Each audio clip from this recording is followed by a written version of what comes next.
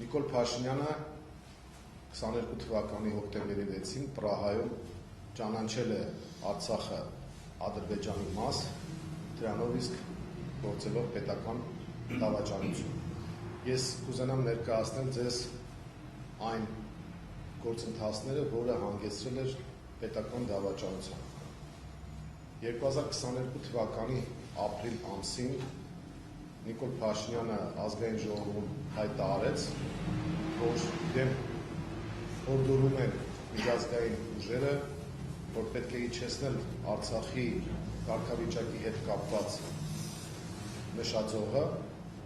որից հետո իրեն կապահովեն անվտանգություն Արցախի մեր հայրենակիցների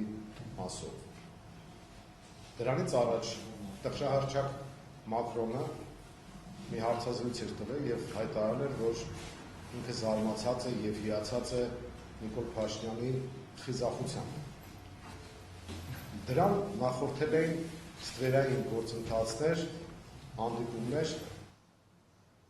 Ապրիլյան այդ հայտարարությանը հաջորդեց դիմադրության շարժումը եւ որոշակիորեն հետաձգվեց այդ հանձնման գործընթացը, սակայն քանի որ պայմանավորվածությունները կային, տեղի ունեցավ մի իրադարձություն ողբերգական, որը ընդունված է մեր մոտ անվանել ջերմուկյան դեպքերը, այդ երկօրյա պատերազմը, որի ընթացքում մի քանի հարյուր մենք զոհ ունեցանք, թիվը կոնկրետ չի նշվում, եւ հետագա քրեական գործի շրջանակներում մենք կփորձենք պարզել, թե արդյոք դա համաձայնեցված էր այդ պատերազմը, որպեսզի հերթական անգամ վախի մթնոլորտ ձևավորվի հանրության մոտ, որպեսզի այնինչ Նիկոլ Փաշինյանը խոստացել էր արդեն հանձնելու մասով իրականացվի, թե ուղղակի ինքն էր վախեցել իրականացնել այդ ծրագիրը, դրա համար եկել էին այդ ծրագիրը կյանքի կոչելու հետևից։ Եթե հիշում եք, սեպտեմբերին Նիկոլ Փաշինյանը նույն ազգային ժողովում հայտարարեց, որ ինքը պատրաստվում է կայացնել մի որոշում, որի համար իրեն կանվանեն պետական դավաճան, բայց ինքը միևնույն է գնալու է այդ ճանապարհով եւ կատարելու է այդ քայլը։ Սեպտեմբերին արդեն հաջորդեց հոկտեմբերի 6-ը, այդ եվրոպական քաղաքական հավաքը, այսպես կոչված քաղաքական համայնքի հավաքը, որը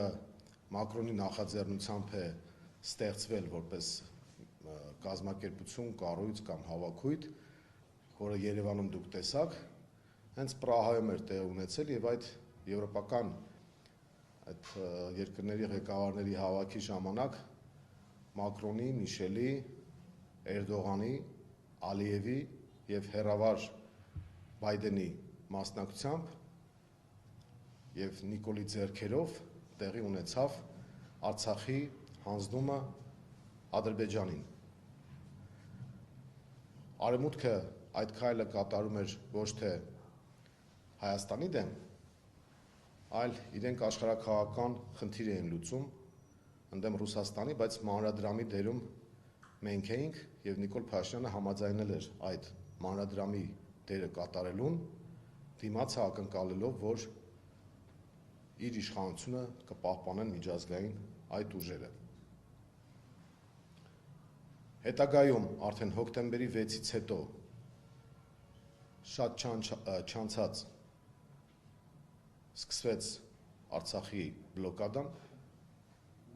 Արցախի բլոկադան տևեց մի քանի ամիս, արցախցիները կենաց մահու կռիվ էին տալիս, Հայաստանի իշխանությունը լուռ էր եւ արդեն սեպտեմբերյան իրադարձությունների ժամանակ Արցախը ենթարկվեց հարձակման ու քանի որ արդեն ճանաչվել էր Արցախը Ադրբեջանի կազմում, որևէ լեգիտիմ հնարավորություն չկար միջազգային ուժերի եւ մասնավորապես խաղաղապահների կողմից իրականացնել պաշտպանական ֆունկցիա։ Եթե հիշում եք, հոկտեմբերի 6-ից հետո տեղի ունեցավ եռակողմ հանդիպում Երևան, Մոսկվա, Բաքու ձևաչափով եւ այն փաստաթուղթը, որը պետք է ընդունվեր երեք ղեկավարների կողմից, խմբագրվել էր, քանի որ փաստացի հայկական շահը պաշտպանող չէր եղել, այդ հանդիպումը հիշում եք կայացել էր Սոչիում եւ քանի որ Հայաստանի ղեկավարը Արցախը ճանաչել էր Ադրբեջանի կազմում, այդ փաստաթուղթը, որի մեջ գրված էր, որ Արցախի կարգավիճակը պետք է թողնել հետագա որոշման, այդ տողը հանվեց եռակողմ հայտարարության միջից եւ ստացվեց այնպես, որ Հայաստանի վարչապետի աթոռը զբաղեցնողը եւ Ադրբեջանի նախագահը դուրս են եկել Հայաստանի եւ Արցախի դեմ։ Բնականաբար այդ պարագայում մենք որևէ դաշնակից չենք կարող ունենալ։ Հետագա իրադարձությունները հանգեցրեցին արդեն մեզ բոլորիս հայտնի այդ ողբերգական իրադարձություններին, ռազմական բախմանը Արցախում եւ 120,000 հայերի բռնի տեղահանմանը, որը կոչվում է էթնիկ զտում, որը ցեղասպանության տարատեսակներից մեկն է։ Այս ամենի հեղինակը, մասնակիցը եւ հանցավոր կատարողը Նիկոլ Փաշինյանն է եւ ինքը պետական դավաճանության հոդվածով իշխանափոխությունից հետո դատվելու է։ Ինքը շատ լավ գիտի այդ մասին եւ դա է պատճառը, որ հիմա այսպիսի գործողություններ է իրականացնում։ Իր շրջապատի բիզնեսմեններից մեկի տարեկան շահույթը մաքուր 1.5 միլիարդ դոլար է եւ Նիկոլ Փաշինյանը պետք է պատասխանի, թե ինչու այսպես կոչված սահմանազատման եւ սահմանագծման աշխատանքների շրջանակներում Հայաստանը միակողմանի զիջումների գնաց Տավուշի մարզում եւ մենք բոլորս պետք է հասկանանք, թե ինչ նախապայմաններ կան, որի տակ մտել է Նիկոլ Փաշինյանը եւ բոլորիս համար դրանից հետո պարզ կդառնա, թե ինչու է նա այսպիսի ագրեսիվ վարքագիծ դրսևորում։ Ուրեմն թուրք-ադրբեջանական եւ արևմուտքի գլոբալիստական շրջանակների պահանջները Հայաստանից հետեւյալն են։ Առաջին, այսպես կոչված Զանգեզուրի միջանցքի հանձնում։ Երկրորդ, ադրբեջանցիների բնակեցում Հայաստանում։ Երրորդ, Հայաստանի առնվազն 3 տարածքների հանձնում, որոնք ճանապարհային կարևորագույն հանգույցների վրա են։ 4. Ատոմակայանի փակում։ 5. Հայաստանի հանքարդյունաբերության ոչնչացում, որը այսպես կոչված բնապահպանական ծրագրի շրջանակներում պետք է իբր թե նպաստեն Հայաստանի էկոլոգիական միջավայրին։ Հաջորդը ռուսական ռազմաբազայի Գյումրիում տեղակայված 102-րդ ռուսական ռազմաբազայի հեռացում։ Հաջորդը Հայաստանը պետք է դուրս գա հապկից։ Հաջորդը Հայաստանը պետք է դուրս գա ԵԱՏՄ-ից։ Եվ դա այն դեպքում, երբ որ ԵԱՏՄ-ի շրջանակներում եւ մասնավորապես հայ-ռուսական առևտրային հարաբերություններում մեր տոկոսաչափը ավելի քան 30% է։ Այսինքն Հայաստանի տնտեսական կոլապս եւ բնականաբար Հայաստանի ուկրաինացումը նախատեսված է, որպեսզի թուրքական աշխարհը կարողանա գերիշխող դեր զբաղեցնել Հարավային Կովկասում եւ դրանով իսկ աշխարհակաղակական առումով մեծ խաղի շրջանակներում դուրս մղվի Ռուսաստանը եւ Իրանը մեր տարածաշրջանից։ Ահա այս հրեշավոր ծրագրի տակ է մտել Նիկոլ Փաշինյանը եւ բնական է, որ բոլոր այն մարդիկ, բոլոր այն քաղաքական ուժերը, ովքեր դեմ են այս ամենին, ովքեր Հայաստանի ազգային պետական շահն են պաշտպանում, իրենք պետք է հռչակվեն դավաճաններ իմ նշած Գեբելսյան քարոզչամեքենայի ծրագրի շրջանակներում։ Մեզ վրա որևէ ազդեցություն իրենց հարձակումները չեն կարող թողնել, ինչպես հայտնի է, Մայր Հայաստան կուսակցությունը դեռևս անցած տարվանից եւ իր ստեղծման օրվանից կարելի ասել մշտապես կողմ է եղել, որպեսզի ընդդիմադիր դաշտը կոնսոլիդացվի եւ մենք ինքներս օրինակ ենք ծառայել կոնսոլիդացիայի, ցույց տալով, որ ոչ թե մանդատի խնդիր ունենք, ոչ թե աթոռի խնդիր ունենք, այլ պետք է անենք ամեն ինչ, որպեսզի Հայաստանը Արցախի ճակատագրին չարժանանա։ Մենք մասնակցում ենք այս ընտրություններին Բարգավաճ Հայաստան կուսակցության հետ,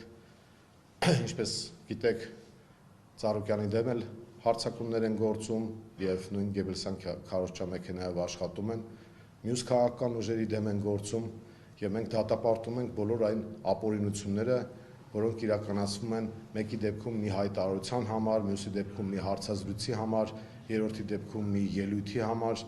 եւ ես կոչ եմ անում, որպեսզի ընդդիմադիր դաշտում գլխավոր հարցերում տեղի ունենա կոնսոլիդացիա, միասնականություն, որովհետեւ առանց դրա այս իշխանությունները կարող են վերարտադրվել եւ եթե մենք Արցախի ճակատագրին արժանանանք, արդեն կարևոր չի լինելու թե ով է եղել, ասենք, նախագահ, վարչապետ, պատգամավոր, նախարար կամ սովորական գործարար։ Այս ընտրությունները ունեն առանձնահատկություններ, առաջինը այն է, որ մենք դարձել ենք աշխարհաքաղաքական բախման թատերաբեմ, երբեք նման բան չի եղել Հայաստանում, երկրորդ առանձնահատկությունն այն է, որ Ալիևն ու Էրդողանը շատ ակտիվ դերակատարում ունեն Հայաստանի ընտրություններում եւ ներքաղաքական կյանքում, նրանք ունեն թեկնածու իդեմս Նիկոլ Փաշինյանի եւ երրորդ առանձնահատկությունը այս ընտրությունների այն է, որ Հայաստանում երբեք չի եղել, որ համապետական ընտրությունների ժամանակ դրված լինի լինել չլինելու խնդիր, այսինքն գոյաբանական հարց մենք երբեք չենք լուծել։ Եղել են ներքին կյանքին վերաբերող թեմաներ, բայց դա չի վերաբերել Հայաստանի պետականությանը։ Այս դեպքում մենք գնում ենք փաստորեն յուրօրինակ հանրաքվեի եւ հունիսի 7-ին մեր քաղաքացիները պետք է պատասխանեն մի հարցի. արդյոք մենք ունենալու ենք Հայաստանի Հանրապետություն, թե Արևմտյան Ադրբեջան։ Ահա այս ամբողջական պատկերը ներկայացնելու համար էր, որ ես ուզեցա շփվել մեր հարգարժան լրագրողների եւ մեր հանրության հետ եւ նրանց կոչ եմ անում անպայման մասնակցել ընտրությանը, քանի որ ընտրության բարձր մասնակցությունը, ինչպես որ մենք ցույց տվեցինք Գյումրիի օրինակով, հանգեցնելու է անխուսափելի իշխանափոխության եւ Նիկոլ Փաշինյանը այդ դեպքում ելնեք է տալու Սաակաշվիլու ճակատագրին, որովհետեւ այն ինչ որ արվում է մեր պետության դեմ, վաղեմության ժամկետ չունի եւ արժանանալու է իրավաքաղաքական գնահատականի։ Իսկ քաղաքացիական պայմանագրի շարքերի, միջին օղակների եւ պետական ապարատին ուզում ենք տեղեկացնել, որ նրանք չպետք է իրականացնեն այն ապօրինությունները, այն ապօրինի հրահանգները,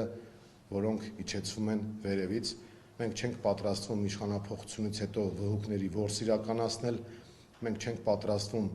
թշնամանքի ատելության մթնոլորտ ձևավորել, այլ ճիշտ հակառակը, մենք հանրությանը կոնսոլիդացնելու ենք, ուժեղացնելու ենք, համախմբելու ենք։